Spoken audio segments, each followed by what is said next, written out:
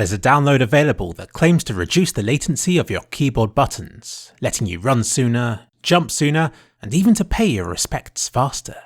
It gained traction on Reddit, being upvoted and stuff. People tested it, and sure enough, some swore it made a difference. But does it? I downloaded it to find out.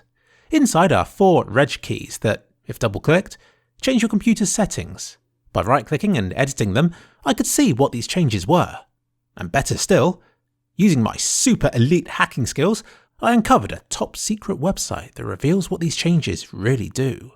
The first sports several changes, the first of which is to set the keyboard speed from 31 to 100. I can only assume this overclocks the presets, since Microsoft says that it only goes up to 31 in the first place. And what it actually does is to determine the rate at which a character repeats when a keyboard key is pressed down.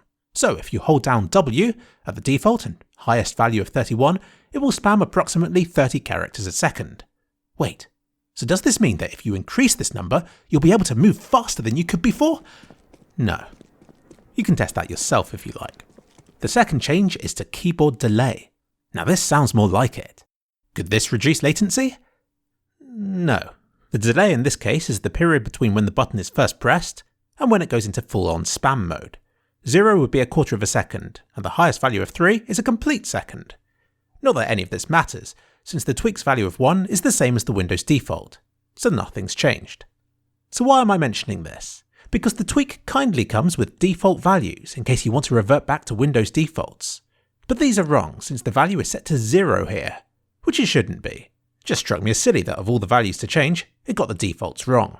Not that any of this matters in game, since this delay isn't used at all. I mean, just think about it. If key presses work like they do in Word, then holding down W would make you move forward a bit, then you'd stop, starting again once the delay ran out. This isn't how games work.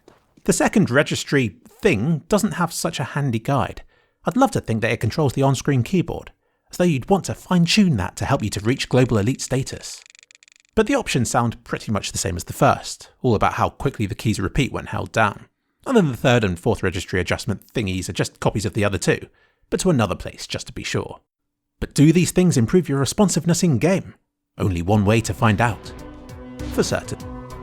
1 180Hz screen. 1 180 FPS camera. 1 3-click Philip. Here's the test. I'll start counting the latency from the first frame my finger makes contact with the key, and we'll end it on the first whole frame that shows movement. Now I say whole frame since in a few of my tests, the top bit of the screen refreshed before the rest. And to make the monitor response super obvious, I set the game to 16 times speed, since it takes a while for your character to get up to speed in CSGO in the first place. It's almost as though super low latency wouldn't make much of a difference anyway. Before installing the registry keys, one of my tests took 4 frames, and 2 took 5.